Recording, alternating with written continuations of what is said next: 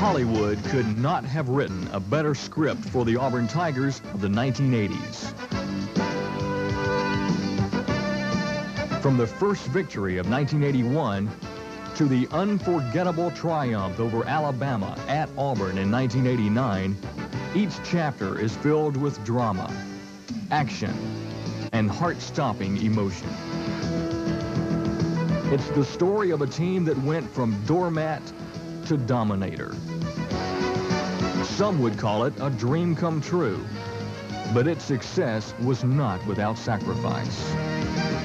The Tigers clawed their way to the top and truly deserve the distinction of being honored as the team of the decade in the SEC.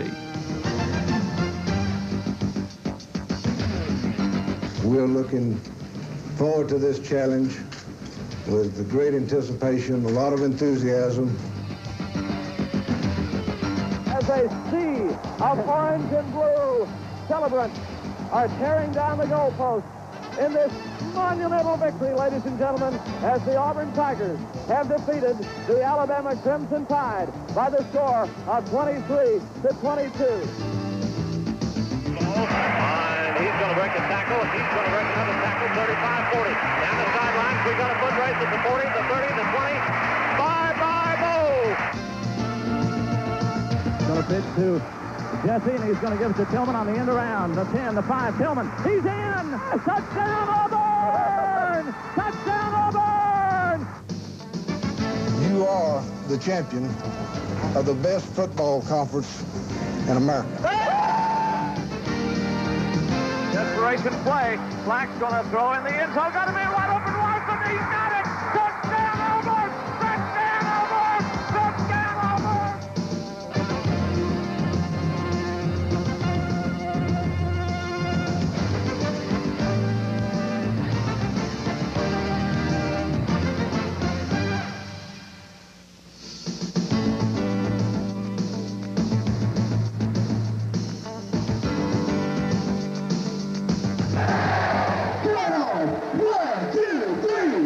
The decade of the 80s did not dawn with tremendous promise.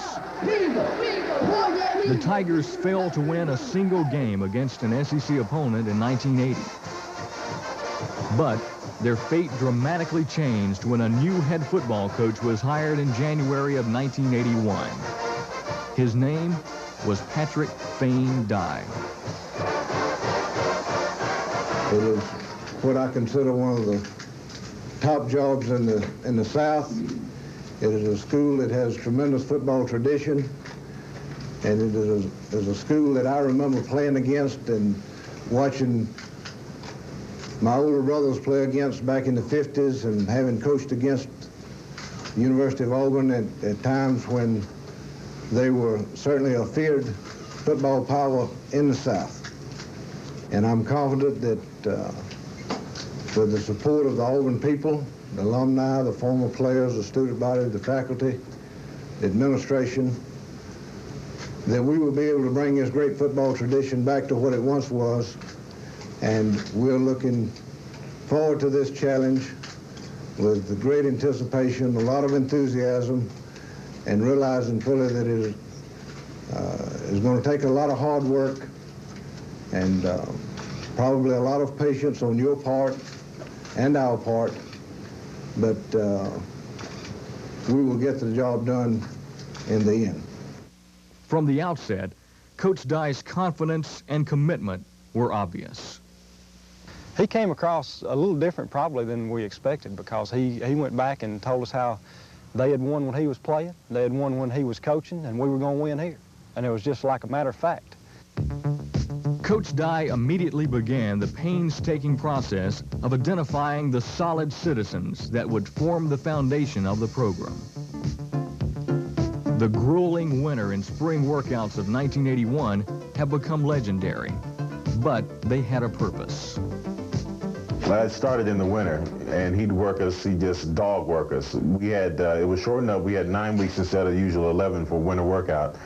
And he basically ran just about everybody off. It was survival of the fittest. Matter of fact, I always wanted to get a T-shirt that said, "I survived winter and spring with Coach Dye."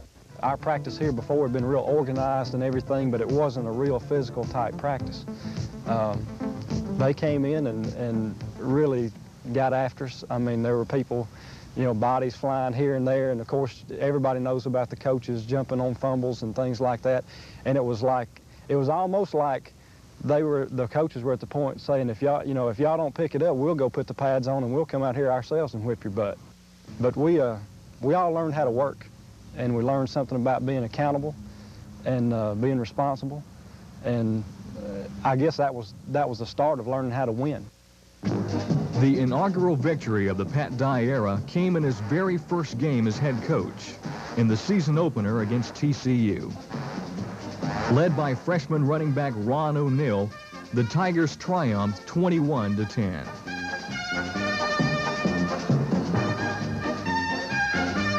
Auburn fans witnessed several other milestones in 1981. The Tigers played their first ever night game at Jordan-Hare Stadium. And Coach Dye recorded the first 2 SEC victories of his career over LSU and Florida. But it was in a bitter 10-7 defeat at Tennessee that this team learned the most important lesson of the year. A valiant effort by Auburn's defense held the Volunteers scoreless throughout the second half. But in the game's waning moments, the Tigers drove to the Tennessee 1-yard line, falling just short of victory. There's going to be a lot of days when you lay your guts on the line and you come away empty-handed. There ain't a damn thing you can do about it but go back and lay them on the line again. And again and again. Every coach, manager, glad to be associated with you. You'll keep fighting like you did today. You'll keep playing like that. We can build a foundation that we can live a long, long time on and on.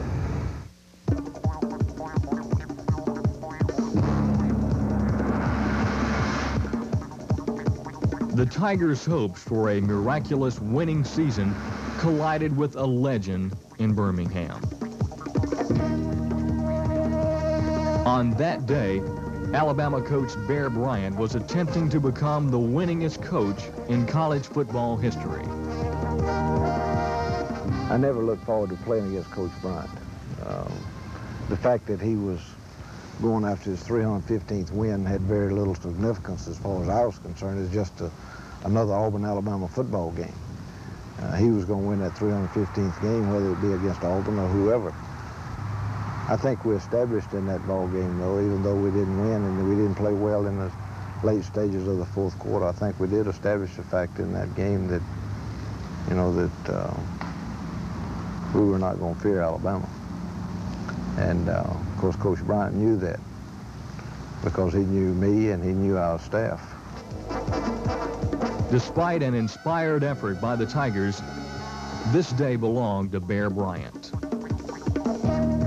The Crimson Tide prevailed, 28-17. But as destiny would have it, this was to be the Bears' final victory over Auburn. He's the greatest coach in the game's ever known. I don't think there's any question about it. And if anybody's going to have that record, it's certainly he's the one that deserves it. I'll see. I'm proud for you, proud of them. I'm proud of you. You done a hell of a job this year. Real great job, Pat. Real deal. Thank you. Although the year ended on a losing note, everyone sensed something special about this team and its future. I can't say that the first team that we coached at Auburn may be my favorite team. The 81 team that had a losing season. But they were anything but losers as far as I was concerned, particularly individually, and the fact that, you know, they stayed with us. And they believed in what we were trying to accomplish and believed in what we wanted, what we were trying to teach. And the ones that weren't seniors that stayed became champions. I think all of the guys that were on that team associated with some of the great teams, even though we were just the foundation. He probably liked it because he probably had to work the hardest with us than he did with any other team. We didn't have a squad, you know, we were just out there kind of waiting for something to happen, and he was the catalyst. In 1982, more pieces were added to the championship puzzle. Junior Randy Campbell emerged as the perfect trigger man for Auburn's wishbone. Transfer Doug Smith, who once played for Coach Dye at East Carolina, solidified the defensive front. And freshman recruits like Tommy Agee, Steve Wallace, Jeff Parks, Gerald Robinson, Tom Powell, Ron Middleton, and Gerald Williams would make an impact for years to come. But the player who made the biggest impact in the fall of 1982 was a freshman from Bessemer named Vincent Bo Jackson. Bo was a talent that gave us a chance to beat anybody we played. And he was a player that people feared because of his physical talent and appearance and the kind of player he was.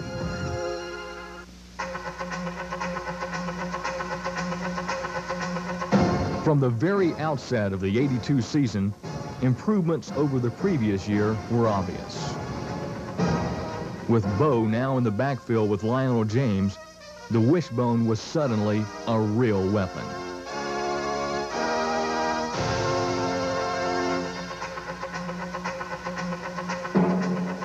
The defense had matured tremendously in just 1 year.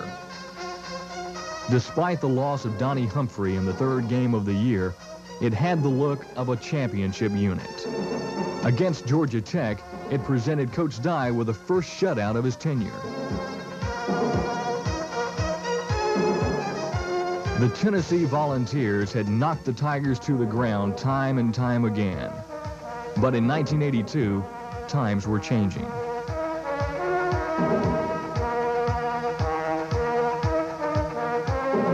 In front of a sold-out crowd at Jordan-Hare Stadium, the Tigers rose up and put Auburn back on the map in the Southeastern Conference.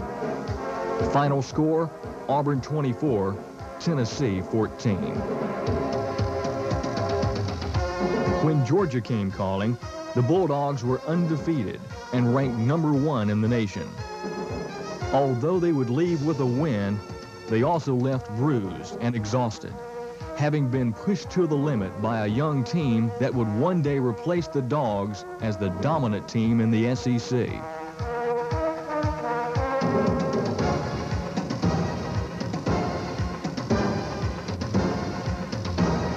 Although the loss was bitter for the Tigers, they learned a lot about themselves that day. And I really didn't have a talk plan for getting beat. When they were experiencing the hurt that they were going through, they needed something positive to come out of that Georgia game. And during my struggling, you know, and trying to come up with the right words, and we were in the dressing room and it was quiet as, I mean, you know, nobody was saying a word, and there's tears in kids' eyes and probably mine and everybody else's. And, but it was just dead silence, and you could hear the roar of the Auburn fans in the stadium. And, I mean, it was almost like we just won the game. And it was just a constant chant for 10 or 15 minutes, you know. We'd been in the locker room, I guess, 4 or 5 minutes, and all you could hear was the fans. It's great to be an Auburn Tiger. And we had just lost this close ball game to Georgia, and it was to our fans to have seen those kids go out against tremendous odds and play with everything they had in their body and mind and soul. You know, the fans appreciated it. And of course, it gave me an opportunity to, at that moment, to express to them that that's what our program was all about. And it also gave me the opportunity to tell them that we would be in a lot of games in the future the same way. And if they played the same way they did that day, then we were going to win our share of them. Little did I know that we would have that opportunity 2 weeks from that day in Birmingham. There was a sense of anticipation that this would be the year that the Tigers would end Alabama's 10-year domination of Auburn. The drama on the field was indescribable. But few people knew about the drama off the field that nearly changed the course of history. As a matter of fact, that was the week that I decided that I wanted to just go home and not play any more sports. Just go home. I had a lot of personal problems, and I just didn't know how to handle it at that time, except but to turn my back on it and run. I had a talk with the coaches, and also talked with Coach Dye, and he told me exactly what you said, that I gave the Auburn fans hope, and they were looking forward to the confrontation with Alabama that year. And we went out and we played hard for 60 minutes. And when the dust cleared, we were leading. We won. And I think that game turned my life around. I think I toured more in that game than I did for the next 3 years. The newfound maturity of this team proved paramount to victory. Like the Georgia game 2 weeks earlier, the Tigers faced a do-or-die drive late in the fourth quarter. This time, they would not be denied. It was the end of an era. It was the beginning of an era. It was another step toward the Tigers' ultimate goal. Tearing down the goalpost in this monumental victory, ladies and gentlemen, as the Auburn Tigers have defeated the Alabama Crimson Tide by the score of 23-22.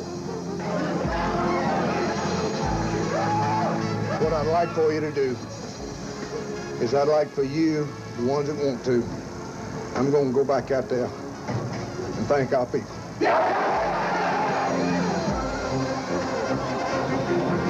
That's the game that sticks out the most in my whole 5 years at Auburn. You know, we played in the Sugar Bowl, the Tangerine Bowl. We beat Alabama again in '83, but none of those games mean quite as much as that '82 game, because we hadn't beaten them in 10 years, and they were favored to win. That has to be the turning point in Coach Dye's era at Auburn, or in Auburn football in the '80s, was the win over Alabama in '82. It's the greatest thing that's ever happened to me and a lot of my good friends. A trip to the Tangerine Bowl, Auburn's first bowl appearance since 1974, was the Tigers' reward for their remarkable 8-3 season. Ironically, in a game featuring two eventual Heisman Trophy winners, Bo Jackson and Boston College's Doug Flutie, Randy Campbell won MVP honors as the Tigers defeated BC 33-26.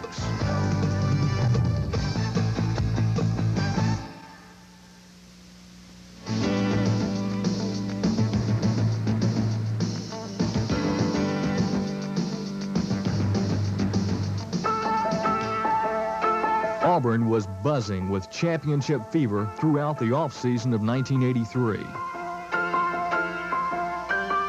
But tragedy struck when starting fullback Greg Pratt collapsed and died following a series of running drills prior to the start of fall practice. Suddenly, thoughts of championships and bowl games seemed unimportant. There's no question it's a tragedy to his family, and our prayers and sympathy certainly go to them. Somehow, life went on. And through the hitting and hard work of practice, the Auburn family, players and coaches, dealt with their grief and focused on the season ahead. They never left Greg Pratt out of their thoughts and prayers. Perhaps because of his death, this team achieved a kind of closeness that few teams rarely experience. It did bring our team closer together because we had a purpose now. We had something more than just Auburn and ourselves and our families and our coaches to play for. We talked about it almost every week. We never forgot about it. And we felt like we dedicated that season to Greg Pratt. And I'm sure that in his way, he, you know, helped us win the Southeastern Conference Championship. 1983 was indeed destined to be a championship season. And had it not been for an unexpected letdown against Texas, it would have been a national championship year.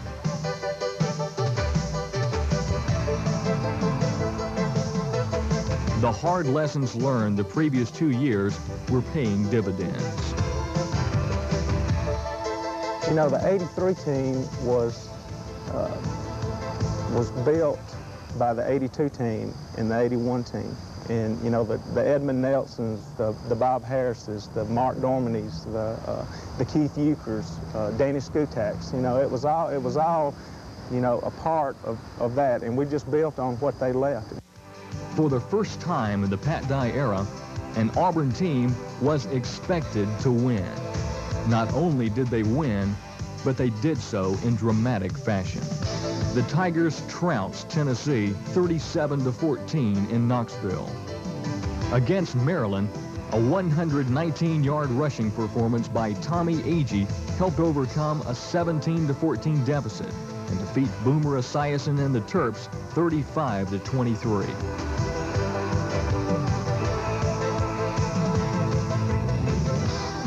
The Tigers stunned Florida with a 55-yard touchdown explosion by Bo Jackson in the first quarter.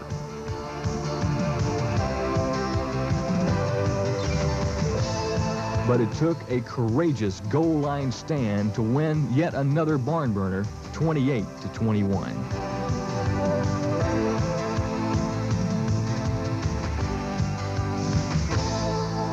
Perhaps the most dramatic victory of the year came at the expense of Florida State.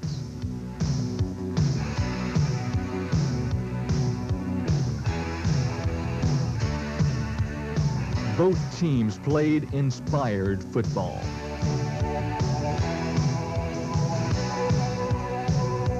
The Seminoles took a 3-point lead late in the fourth quarter, forcing Auburn to go the length of the field against FSU's defense and the clock.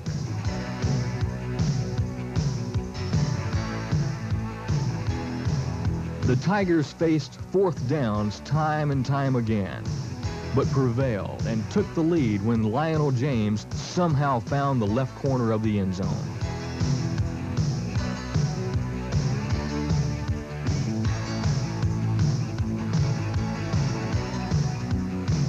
FSU still had one last opportunity until it was snuffed out by All-America Greg Carr's interception.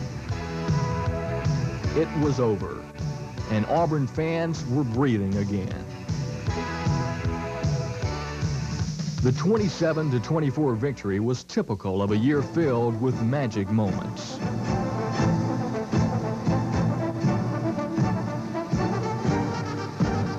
Game by game, the realization grew that this team could reach the summit and claim the SEC title for Auburn people everywhere.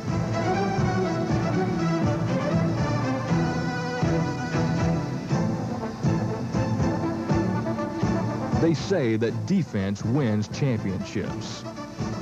On November 12, 1983, Auburn's defense did just that. In still another nail-biter, the Tigers wrestled the SEC crown away from the three-time defending champion Georgia Bulldogs. The 13-7 victory propelled Auburn to the Sugar Bowl for the first time since 1971.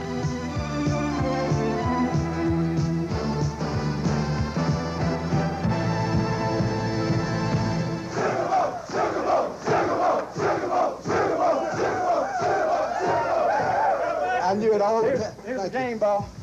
Sugar!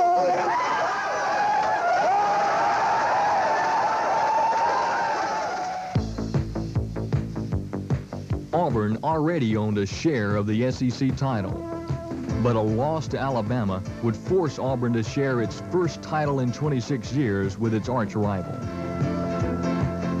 On this day, Bo Jackson would almost single-handedly beat Alabama. His 71-yard touchdown burst in the third quarter put Auburn up for good. The 23-20 victory made it 2 in a row over the Crimson Tide and gave the Tigers a chance to win the national championship on New Year's Day. The trip to New Orleans seemed like a dream come true. In just 3 years, the Tigers had become one of the finest football teams in the country. It was time to celebrate. Although Miami's dramatic victory over Nebraska prevented the Tigers from winning the national title they deserved, Auburn displayed its championship character to the nation by staging one more fourth-quarter comeback.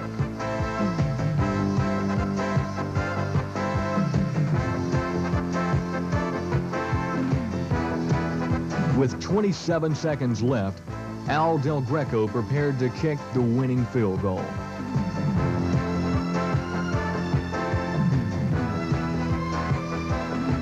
The Tigers won 9-7 and were Sugar Bowl champions for 1984. They had come a long way since that tragic day in August. This was a game and a season never to be forgotten. You're going to be in a lot of tough battles next year, year after year after year, individual battles with yourself. You won't have teammates with you. But if you'll just look back and think about that January the 2nd night in New Orleans, gain a little strength from it, it'll help you down the road. On behalf of the Sugar Bowl, I'm only the president. We're presenting you all with the trophy champion of the Sugar Bowl 1984.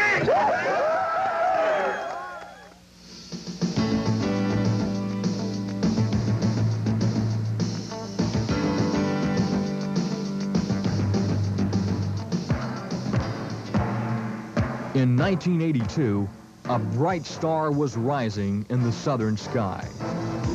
It burst on the college football scene like a supernova. He was number 34 from Bessemer, Alabama. His name was Bo Jackson.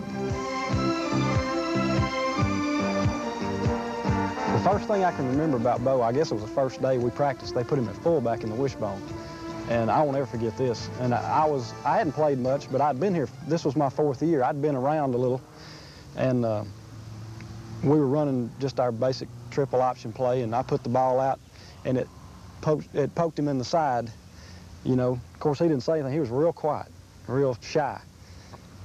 And I told Coach Casey, who was a running back coach, I said, Coach, you need to back him up a little bit. He's too close. So he said, okay. So he got him backed up, you know, where we're supposed to be. You know, because I've been here 4 years, Bo's first day freshman. I figured he lined up wrong.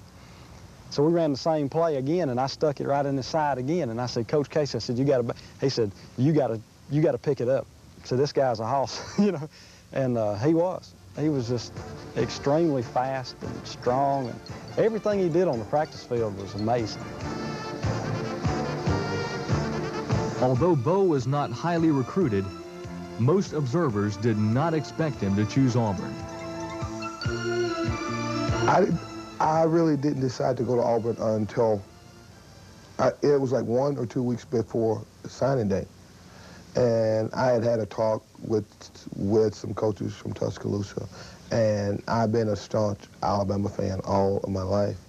And I still am to a certain extent, but they made it perfectly clear that I probably wouldn't get a chance to play until the end of my sophomore or the beginning of my junior season because of the talent that they already had there. I looked at the situation at Auburn where it just hired this new coach, Coach Dye, and I can remember one night sitting up watching the news where he did a press conference and he said that don't expect the big things to happen right off the bat because we are going to build and we are going to keep building until we're back. A few weeks later, Coach Dye visited with Bo, and Bo made his decision. I come home from a baseball game, and I was in my laundry room doing my baseball uniform. And he and another coach was upstairs in the dining room with my mother. They were drinking coffee. And he came down the stairs, and he just flat out said, "Bo, are you planning on coming to Auburn?" This was after I had the confrontation with the Tuscaloosa coaches. I said yes, and that's all was said. And he turned around and he went back up the stairs, and I went on with doing what I was doing. Bo possessed a rare combination of speed, power, and raw determination. He is the only running back in Auburn history to gain more than 4,000 yards. He overcame injuries and adversity to become the most honored player in college football in 1985. So on behalf of the members of our club, it's my privilege to announce this year's winner of the Heisman Memorial Trophy. In the closest vote in the history of this trophy, the winner is, from Auburn University, Bo Jackson.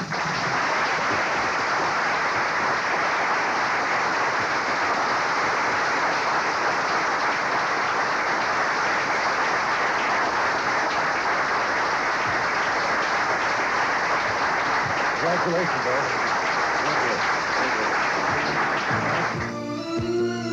There has never been and may never be another Bo Jackson.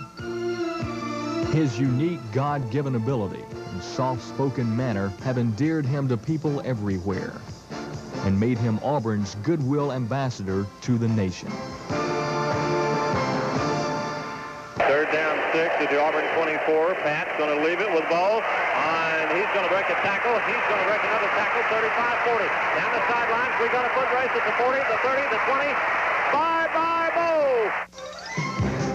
In 1984 and 85, even with the contributions of Bo Jackson, the Tigers fell short of the lofty heights achieved by the 1983 SEC champions.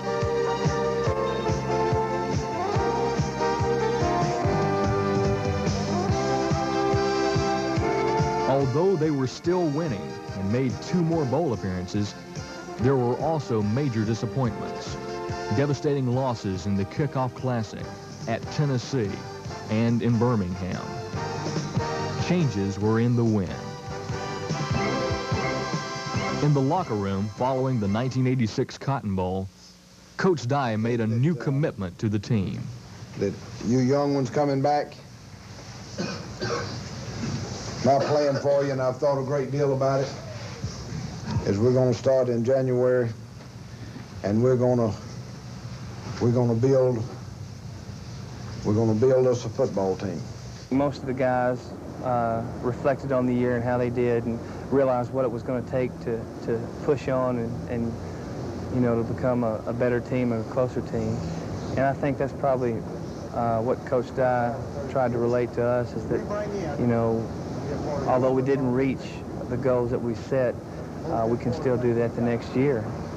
So I'm going to ask all of you to help us and believe in us, have faith in us, just like those guys that came 4 years ago. But we're gonna put the program back up there where it's been.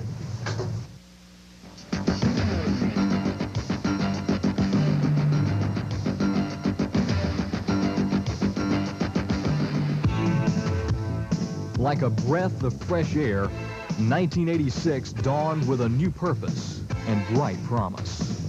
There were new faces on the coaching staff, a more aggressive philosophy on defense, and a new commitment to team unity. The most dramatic change was on offense. Gone was Auburn's trademark wishbone attack. In its place was a pro-style passing offense and an unknown quarterback named Jeff Berger. Berger responded with the poise of a veteran, throwing for 200 yards plus in each of his first 2 games as the starter. The first real test of the year came against Tennessee. After embarrassing the Tigers the previous year, the Volunteers were unprepared for the Auburn onslaught of '86. This was a hungry football team, creating its own identity and enjoying every minute of it. Brent Fullwood emerged from the shadow of Bo Jackson to put up some impressive numbers of his own.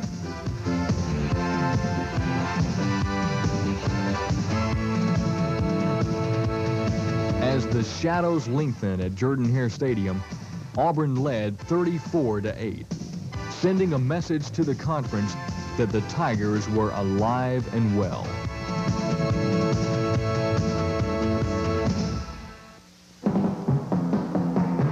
The foundation was being rebuilt stronger and better than ever.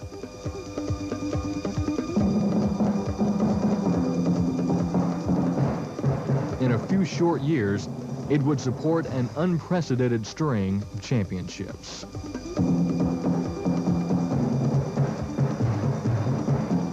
Heartbreaking losses to Florida and Georgia ended the Tigers' title hopes for 1986. With one game remaining, this team faced a critical test of character. To defeat Alabama in Birmingham would require every man to lay it on the line, every play, for 60 minutes. This one would be yet another classic, with Auburn providing the pride and determination in the fourth quarter.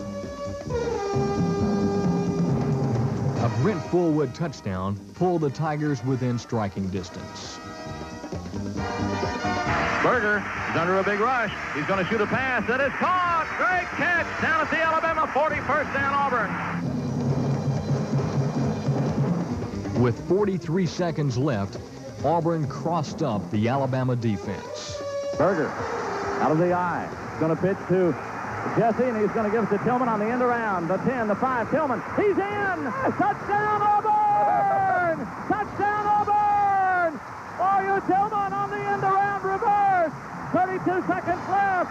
Auburn has gone ahead 20-17. After 2 years of adversity and misfortune at Legion Field, the Tigers had overcome their greatest rival and took one more step back to the top of the SEC.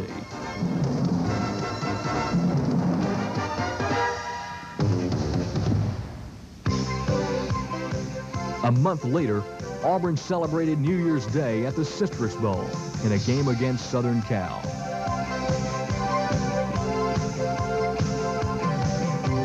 The Tigers played a tough, physical game, giving their Pac-10 opponent a lesson in SEC Southern-style football.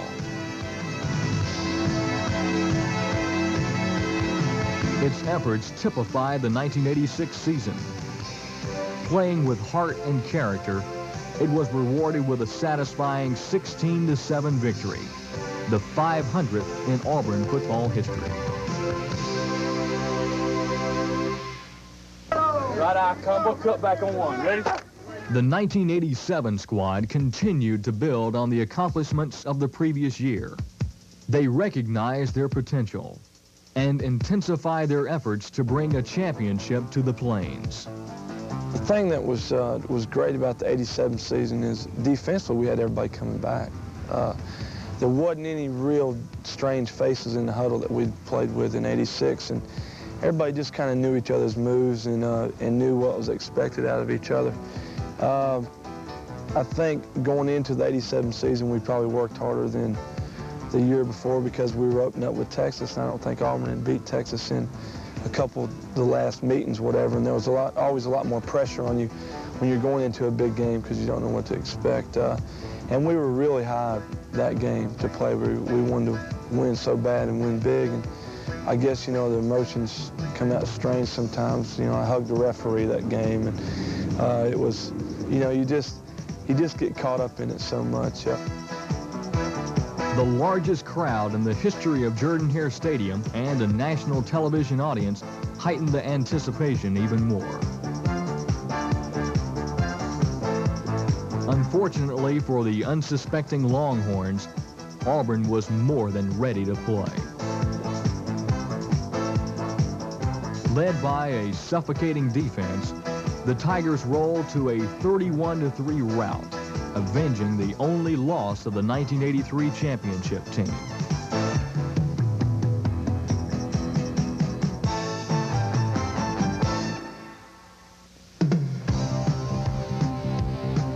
With the leadership of All-America defensive tackle Tracy Rocker and SEC Player of the Year quarterback Jeff Berger, this team had the stability and confidence to go the distance. Berger was throwing to the likes of All-SEC tight end Walter Reeves, dependable Duke Donaldson, and the All-SEC game breaker Lawyer Tillman. This team now had the potential to score quickly and from anywhere on the field. For every great team, there are magic moments that define its character. At Georgia Tech, this team had such a day. After a 91-yard desperation drive, Jeff Berger found Lawyer Tillman in the end zone to put Auburn up by 4 with 24 seconds left. But the most stunning play was yet to come. Andre Bruce took a deflected Georgia Tech pass and raced 48 yards for another score. For Bruce, it was the ultimate ending for one of the finest individual performances in Auburn history. He recorded 3 interceptions, 3 sacks, and caused a fumble to set up Auburn's first touchdown.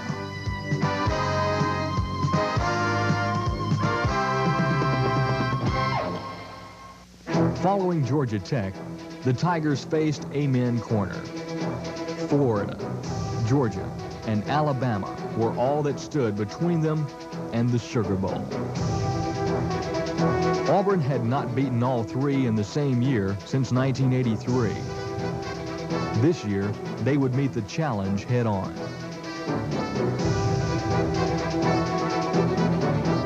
They mauled the Gators in front of a record Jordan-Hare Stadium crowd, 29-7.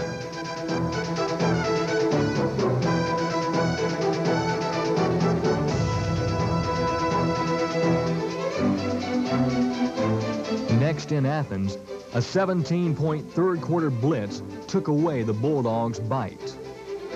Auburn was just 1 game away from a trip to New Orleans and the Sugar Bowl.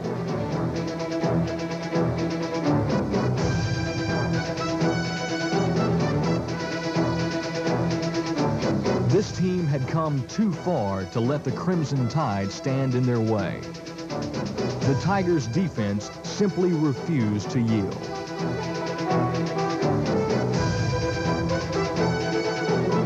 Both offenses faced tremendous pressure, but Auburn broke through late in the second quarter, putting together a 98-yard drive.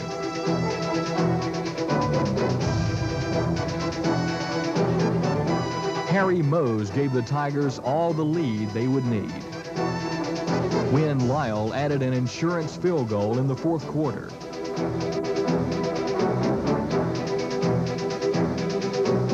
The 2-year quest for excellence had culminated with this 10-0 victory.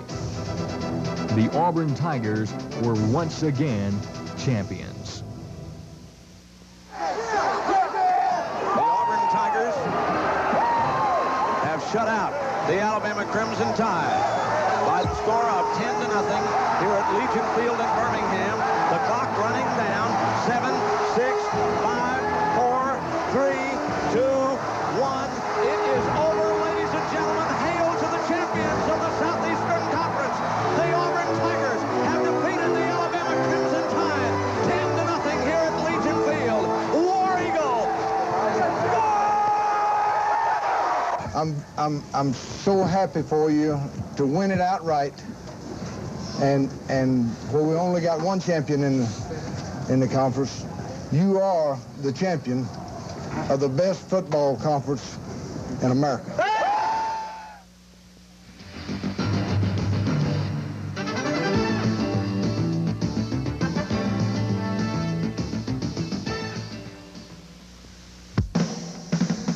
In 1987, the Tigers emerged as the champions of the SEC. In 1988, they stood at the top of the mountain, the prime target of every other team in the conference. Auburn's defense was ready for the challenge. Led by an all-SEC front line of Benji Rowland, Tracy Rocker, and Ron Stallworth, it would lead the nation in nearly every category of team defense. It may well have been the finest in a long history of great Auburn defenses, and that's saying something. Intimidating defense has been a constant of the Pat Dye era. From the time of Edmund Nelson, Bob Harris, and Greg Carr, to Kurt Crane, to Kevin Porter, and Quentin Riggins, defense has provided the backbone of the program.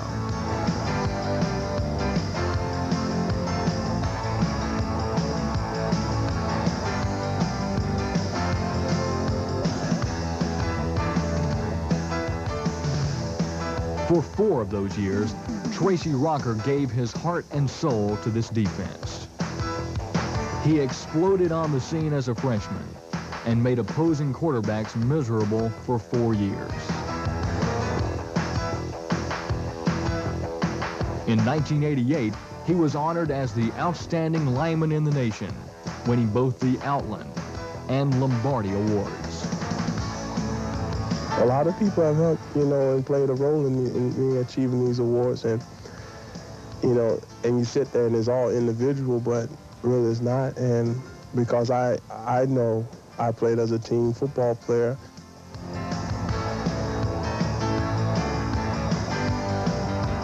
Against Tennessee, Tracy triggered a defensive assault that turned a close contest into a rout.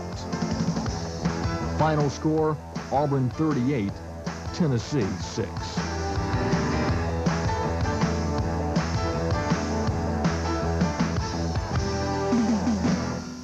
One setback, that's Joseph Reggie, a short drop, and he's going to throw long this time in the end zone, over the shoulder catch, touchdown Auburn! When the season began, Reggie Slack stepped into the huddle and instantly emerged as an all-SEC performer. He led the conference in passing efficiency and possessed the instincts of a natural leader. With Reggie at the controls, the Auburn offense enjoyed one of its most productive seasons of the decade.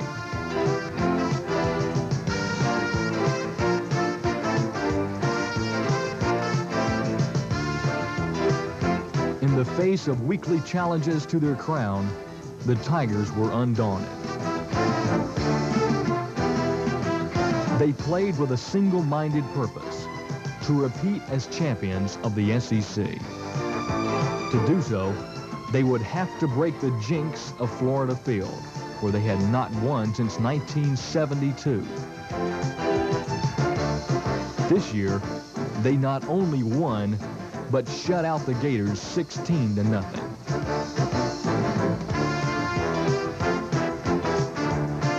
It's been 16 years, man, since we won right here. And you did it in style. You did it the old-fashioned way.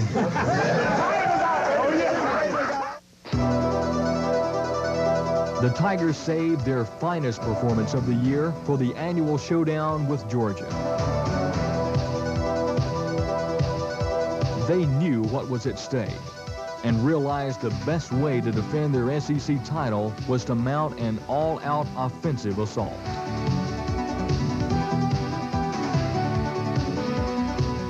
The Tigers threw everything they had at the Bulldogs, and it took its toll. In the fourth quarter, they owned the line of scrimmage. A touchdown pass to All-America Walter Reeves sealed the 20-10 victory. Auburn was just one win away from a return trip to New Orleans.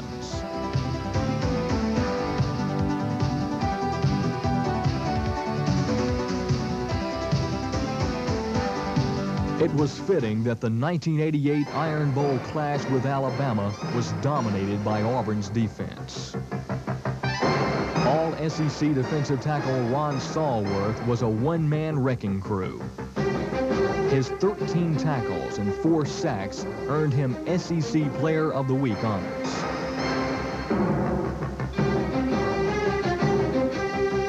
Late in the third quarter, the Tigers began a march that would lead them to the promised land.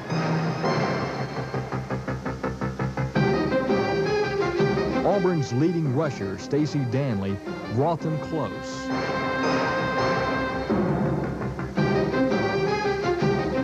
Vincent Harris scored the touchdown that ensured a second straight SEC title.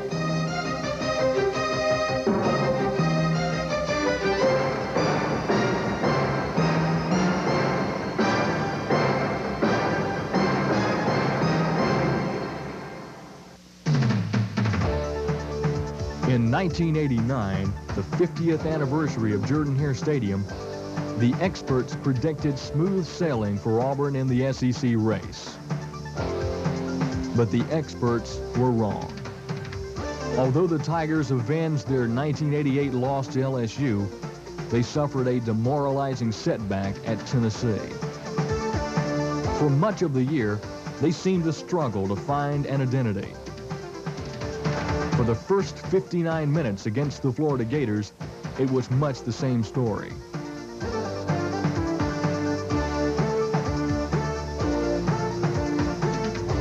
Behind by 4 points, facing a 4th and 11 with 26 seconds left in the ball game, it appeared as if Auburn's quest for a third straight SEC title would end in failure. They trail 7-3. Slack's got 1 setback and 4 wide receivers. Desperation play. Slack's going to throw in the end zone. Got a man wide open. Larson, he's got it. Touchdown, Auburn! Touchdown, Auburn!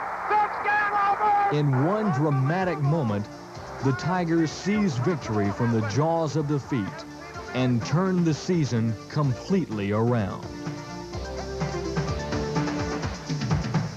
It would be hard to imagine that anything could match this magic moment.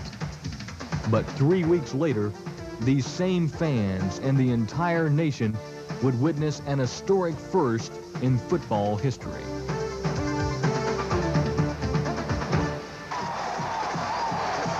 December 2nd, 1989. It was Alabama at Auburn.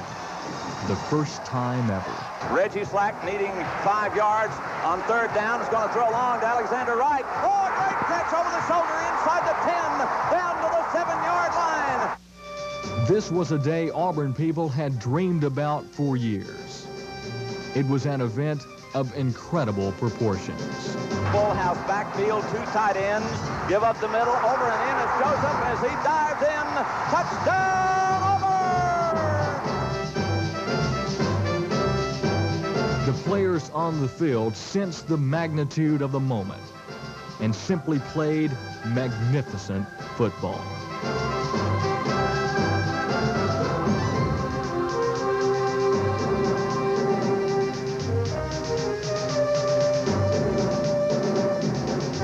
This final chapter of the decade of the 80s played out like a dream come true.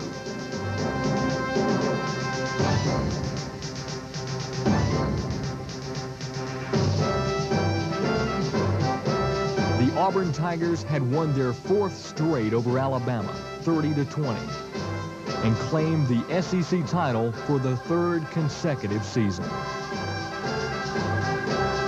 They were truly the team of the decade in the Southeastern Conference.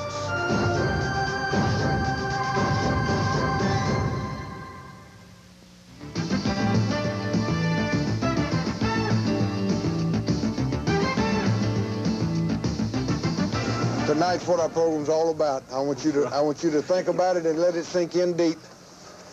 This is the reason we work in the summertime, in January and February, in the spring. This is the reason we push you beyond what you think you can do to experience moments like this. Ain't no easy way in life, and it wasn't easy out there in the night, but you were prepared for the task at hand. Every one of you players, I mean, ain't no way, I ain't smart enough to tell you how I feel about you. I mean, and because, I mean, it's family, every one of you. I mean, you know it. Sure, I'd like to be 12, 11 and 0 and, you know, not, but I'm going to tell you something. I wouldn't swap this year for any year that I've been at Auburn. I wouldn't swap it, man, because I've watched you struggle and I watched you wrestle with them angels but I watched you grow up and become men. I watched you become men.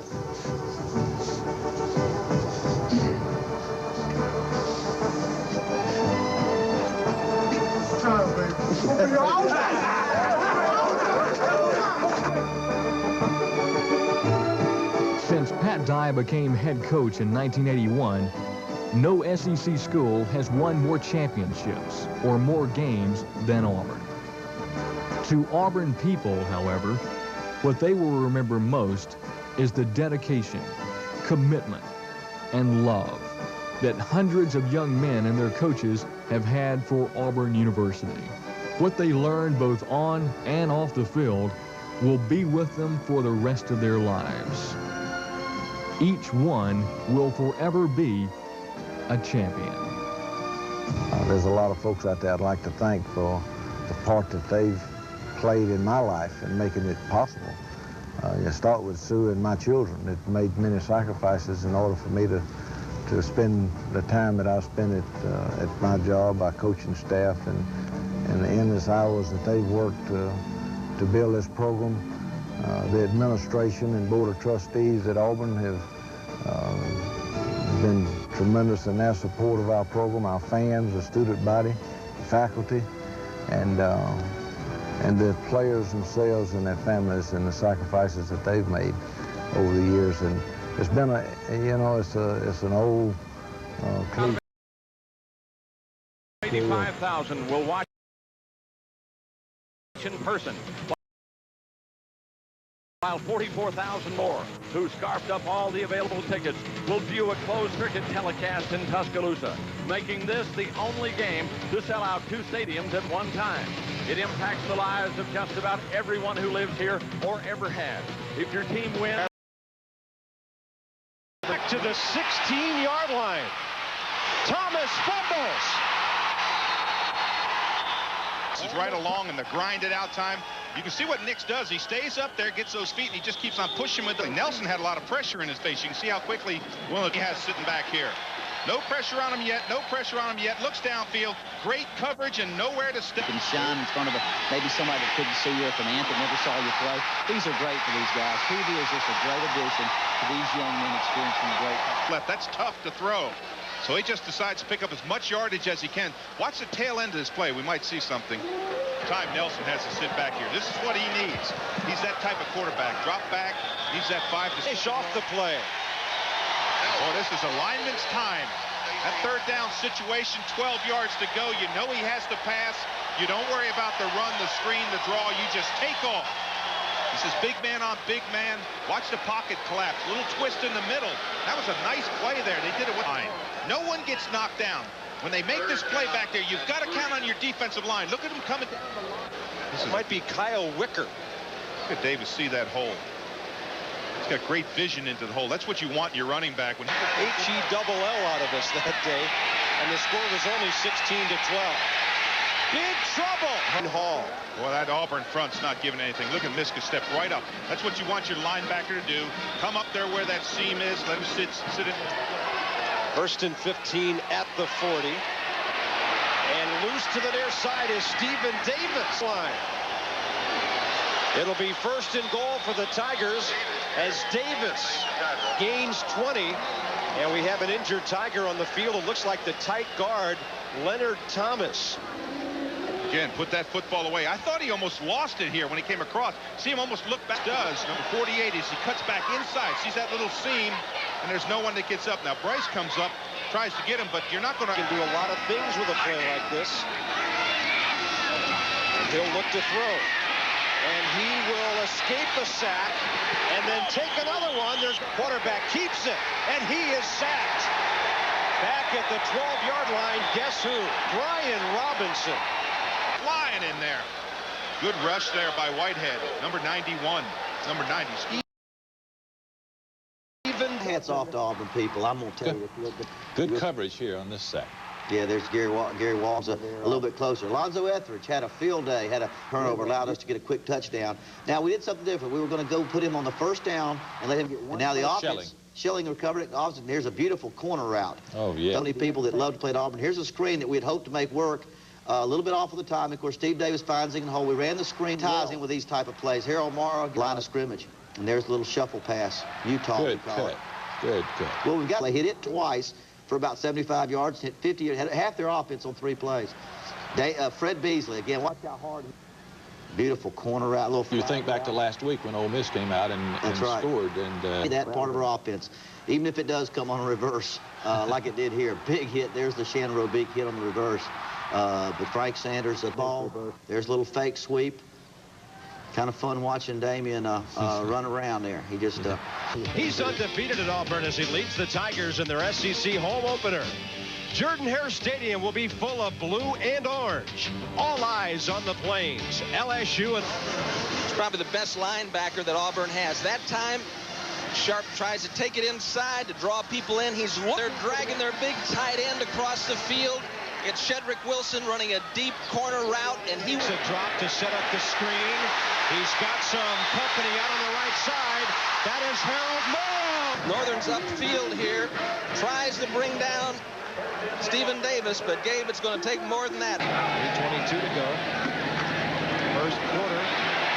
Feeling his way through. Then Power takes the inside, fights his way through upfield, keeps it. Had they beaten Arkansas the last game of the year? Look at the surge. See those guys working at it? Mastella shakes him loose. The Auburn defense, take it away. So here we go. Pelton great all the way. Schelling is all to try to make him feel bad, but no, From here it might look like he made it, but he'll drop with time. Lots of time, but he throws it into traffic. Intercepted by Ken Elvis. And he's inside the 5.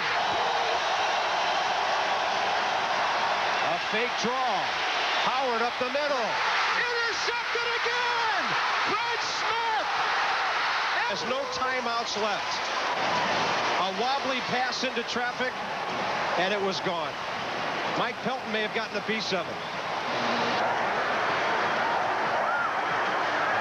I think a good decision to throw the ball down this sideline. Schelling is experiencing leg cramps. You got a real crowd at Auburn yesterday. A week off for a lot of people, and then we come back out and you'll see us run the counter play, and Steve Davis here. Then you'll see the big kick out by Joe Frazier and the Shannon Beak blocking back, and Steve just. They put together a couple of first downs in a pretty critical situation. There's Mike Pelton intercept the middle. Frank ride this receiver. Another big play. He just rides us out. Still getting good pressure there. There's Fred's interception. Short yardage. There's the sweep. Goes to the score. They're going to call it back by down to scrimmage. You can't do it downfield. 4th down and 3. They go for the intercept. That's what happens when a young man doesn't go for the tackle intercept. Big play by Pat Dix. Catch by Bailey Thomas. It was so consistent. You know, we were proud to see our offense. Here's a big touchdown. But watch out, just quick little scramble. Pops the softball up there, right there. Line slant. Mike Pelton, number 50, came in here as a linebacker, and he... 2nd and 4. Play action by Nix. Watch the screen. Morrow, the fullback, sets up his blockers. Shakes it. Try to proof punt this. It's a fake. We're going to try to mess everybody up. Here's just a quick square-in route, a little delay, and Frank Sanders after the catch. Yes, sir. Nix throwing his tight end wide for Auburn. You're going to see Anthony Harris, number 53, put pressure on Antonio Farrell, and he's never able to get set on this pass. Really throws off his back foot. You're going to see here, he's throwing off his back foot, and the pressure coming. There's the hit. Now let's look at all the way. Watch Ken Alvis. He reads the tight end, flat release, breaks in front of the tight end, interception, touchdown. The 4th interception return for a score. Game point. O'Farrell to Hood, and Hood will lose one and lost the ball. Never. O'Farrell in the flat. That's a lateral. Falls loose. Auburn needs. From Maryland, the land of Lebroni comes another dedicated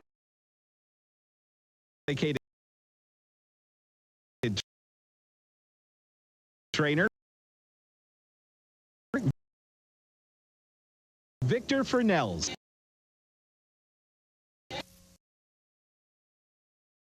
Just walked away. 275 pound tackle. Now he said, being a former linebacker, it routine that's the big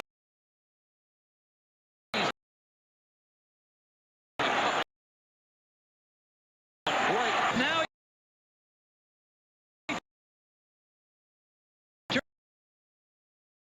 Turns into a back.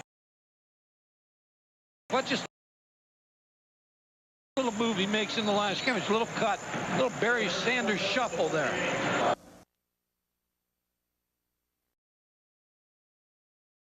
Damian Craig, naked bootleg. 10,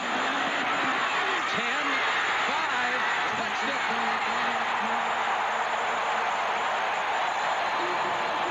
15 yards for the score. Mike, and he did it